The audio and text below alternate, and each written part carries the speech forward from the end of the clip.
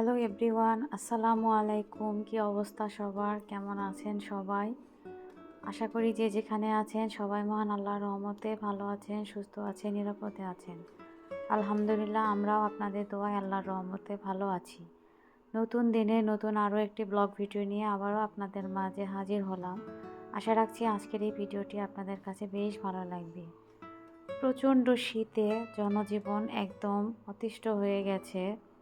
আসলে এত পরিমাণে শীত পড়েছে যে আসলে সবার জন্য খুবই কষ্টদায়ক। বিশেষ করে যারা রাস্তাঘাটে দিন কাটায় এবং যারা আসলে দিন আনে দিন খায়, তাদের অবস্থা তো আরও বেশি ভয়াবহ। তো সবাই যদি সবার জায়গা থেকে সবাইকে একটু সাহায্য করা হয় এবং সাহায্যের হাত বাড়িয়ে দেওয়া হয়, তাহলে কিন্তু মহান আল্লাহ তাআলা আমাদের উপর খুশি হবেন। তো যাই হোক, এখানে আপনারা দেখতে পেলেন যে এই মুরগিগুলো আসলে ওনারা নিতে এসেছে, আর এগুলো আমার মায়ের পালা মুরগি ছিল। তো মুরগিগুলো একদম দেশি মুরগি আর একদম ফ্রেশ মুরগি। তো ওনাদেরকে জানানো হয়েছিল যে আমাদের মুরগিগুলো বিক্রি করে দেওয়া হবে, তাই ওনারা আর কি এসেছিলেন। আর যেহেতু এগুলো একদম দেশি মুরগি, তো ওনারা অনেকগুলোই আর কি পালন করবেন এবং কিছু হয়তো খাবেন। তো ওনাদের মুরগিগুলো দেখে খুব পছন্দ হয়েছিল, যার কারণে আর রেখে যাননি। তো হাতে করে নিয়ে গেছেন এবং বলে গেলেন যে আমরা এগুলোকে রেখে আবার আসতেছি, আরও কিছু মুরগি নেবেন। তো আসলে আমার মায়ের হাতের স্মৃতি সবই আর কি এক এক করে মনে হয় শেষ হয়ে যাচ্ছে। তো আমার মা ১ মাস হয়ে গেল আমাদের ছেড়ে চলে গেছেন পরবারে। তো সবাই আমার মার জন্য দোয়া রাখবেন। তো এই মুরগিগুলো যখন নিচ্ছিল আমার খুব কষ্ট লাগছিল যে আমার মায়ের হাতের স্মৃতি এক এক করে এভাবে শেষ হয়ে যাবে। আসলে কিছু করার নেই। কারণ আমার মা যেভাবে এগুলো লালন পালন করতেন, ওভাবে আসলে আমরা কেউই এগুলো ওইভাবে দেখে শুনে রাখতে পারবো না।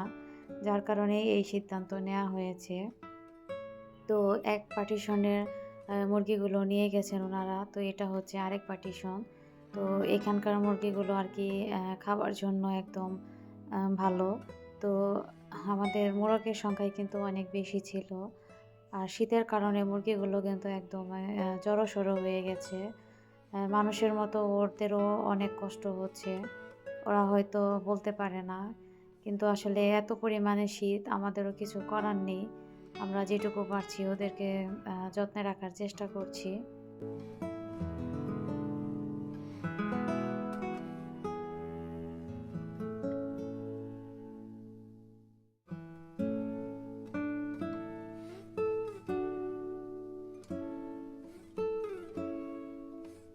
তো মুরগি ওদিকে দেখে তারপরে এই যে এখানে ও হচ্ছে আমার ভাইয়ের মেয়ে।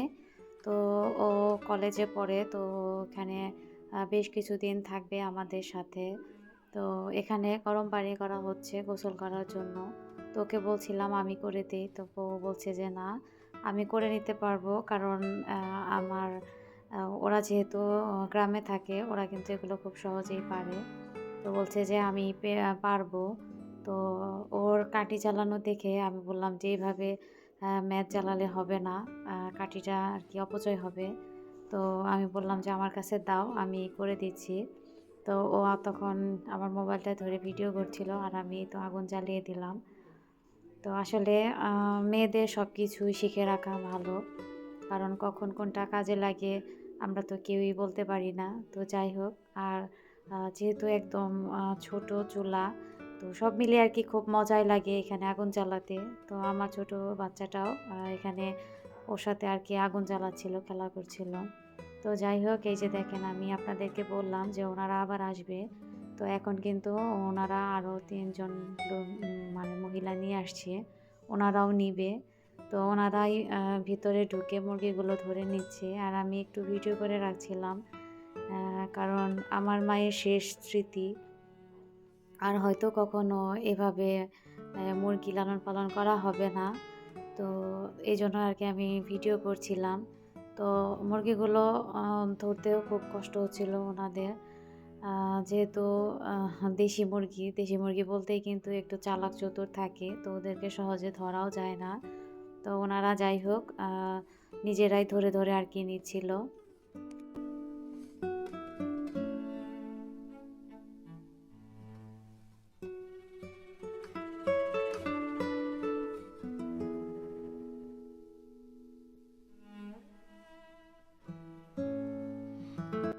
তো এই আন্টিরা আসছিল, আর মুরগি নিচ্ছিল, আর আমার মার কথা খুব বলছিল যে আমার মা কেমন ছিলেন। আর সত্যি কথা বলতে কি, আমার মার হাতে কিন্তু সব কিছুই মাশাল্লাহ খুবই ভালো হতো, এবং আমার মা কিন্তু এগুলো সব মুরগিই কিন্তু বাচ্চা থেকে তুলেছে। উনি কিন্তু মুরগি খুব কমই কিনেছেন, বেশিরভাগ মুরগিগুলোই কিন্তু বাচ্চা থেকে তোলা। এই যে সমস্ত মুরগিগুলোই কিন্তু ডিম থেকে আমার মা মানে বাচ্চা তুলিয়ে তারপরে এগুলোকে বড় করেছিলেন। আর মুরগিগুলো দেখে আপনারা বুঝতে পারবেন যে মুরগিগুলো কতটা ফ্রেশ এবং কতটা ভালো ছিল। তো কি বলবো আসলে, আমার ভিডিওতে কথা বলতেও তখনও খুব কষ্ট লাগছিল যে আমার মার হাতের সব স্মৃতি শেষ হয়ে যাচ্ছে। তো ওনাদের সাথে কিছুক্ষণ কথা বললাম, তারপরে ওনারা চলে গেলেন।